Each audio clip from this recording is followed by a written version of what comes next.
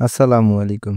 Recently বিকাশের একটি update এসেছে এবং সেই আপডেটের মাধ্যমে কিন্তু বিকাশে খুবই কার্যকরী একটি ফিচার এড হইছে। আর সেটি হচ্ছে স্টেটমেন্ট।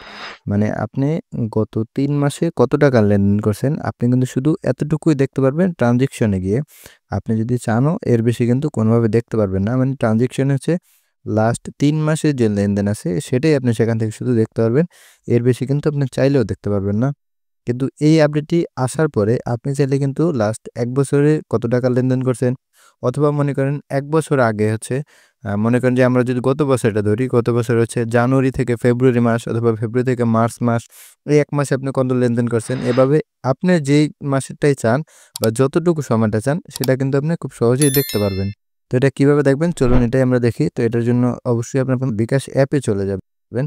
তো বিকাশ অ্যাপের ভেতরে চলে আসার পরে ডান দিকে যে বিকাশের লোগোটা আছে উপরে, সেই লোগোর উপরে একটা ক্লিক করে দিবেন। এরপরে হচ্ছে এখানে দ্বিতীয় একটি অপশন দেখতে পাবেন যেটা হচ্ছে স্টেটমেন্ট। আপনার স্টেটমেন্টেই চলে যাবেন। দেন এখানেই হচ্ছে আপনারা কিন্তু লাস্ট ৩ মাস যে আছে সেই ৩ মাসেরটা হচ্ছে লেনদেন আপনারা এখানে দেখতে পাবেন।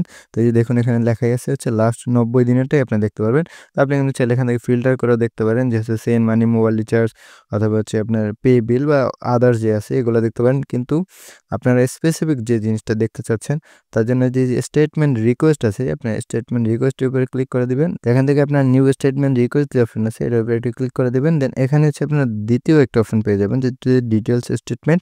আপনি ডিটেইল যে আছে এটার ভিতরে হচ্ছে চলে যাবেন। দেন এখান থেকে হচ্ছে আপনারা দেখুন হচ্ছে ডিফল্ট ভাবে এটা হচ্ছে লাস্ট ৩০ দিন এটা হচ্ছে দেয়া আছে।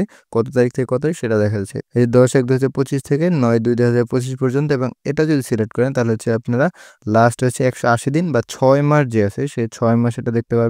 এবং এই যে কাস্টমাইজড এ যদি আপনারা ক্লিক করেন তাহলে এখানে হচ্ছে আপনার ডেটটা সিলেক্ট করতে পারবেন। মানে এখানে হচ্ছে আপনি কত দিন থেকে হচ্ছে কোন মাস থেকে হচ্ছে কোন মাস পর্যন্ত দেখতে চান সেটা হচ্ছে আপনি এখান থেকে সিলেক্ট করে কিন্তু দেখতে পারবেন। আমি লাস্ট হচ্ছে ৬ মাসেরটা হচ্ছে এনে আপনাদেরকে দেখাবো।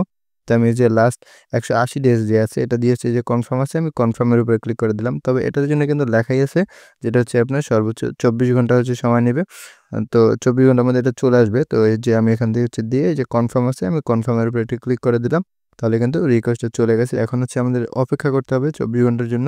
তো দেখুন আমাদের কিন্তু সাথে, সাথে একটা রিকোয়েস্ট চলেও আসছে যে হচ্ছে আমরা আমাদের যে ইয়াটা আরকি স্টেটমেন্টটা চলে আসে। তো এখানে কিন্তু একটা বিশেষ নোট দেয়া আছে।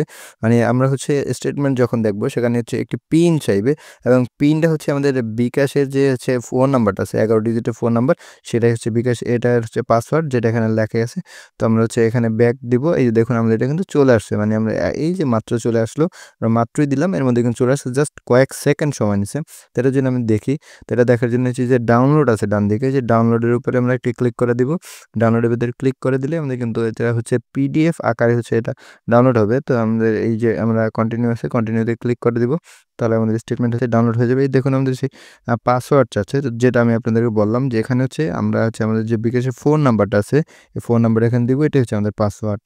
তো পাসওয়ার্ড সেই যে আমি ওকে আছে ওকেতে ক্লিক করে দিলাম। তাহলে এই যে দেখুন আমার স্টেটমেন্ট কিন্তু চলে আসছে। এখানে হচ্ছে ভিউ হয়ে গেছে। তো এবার হচ্ছে আমরা যদি দেখি যে এখানে হচ্ছে কত টাকা হচ্ছে লেনদেন করলাম। তো এই মানে এখানে কিন্তু অনেক আমার হচ্ছে ৬ মাসে খুব বেশি লেনদেন নাই। তো এটা হচ্ছে ২ পেজেই এটা হয়ে গেছে। যদি আরো বেশি লেনদেন থাকতো তাহলে হয়তোবা আরো অনেক বেশি হচ্ছে পেজ প্রয়োজন হতো। তো এখানে শুরুতে আমি যেটা দেখতে পাচ্ছি এটা হচ্ছে তারিখ দেয়া আছে। তারপর হচ্ছে এটা ট্রান্সেকশন টাইপ যে আছে সেটা আছে। তারপর হচ্ছে ট্রান্সেকশন ডিটেইলস আছে মানে হচ্ছে কোন নাম্বারে হইছে সেই ট্রান্সেকশনটা, সেই নাম্বারটা। তারপর হচ্ছে যে ট্রান্সেকশন আইডি থাকে, সে আইডিটা আছে। তারপর হচ্ছে ক্যাশ ইন কত হইছে, তারপরে হচ্ছে শেষে দেখা যাচ্ছে আমার ব্যালেন্স কত ছিল। মানে একদম ফুল ডিটেইলস যেটা, সেটা হচ্ছে কিন্তু এখানে আছে।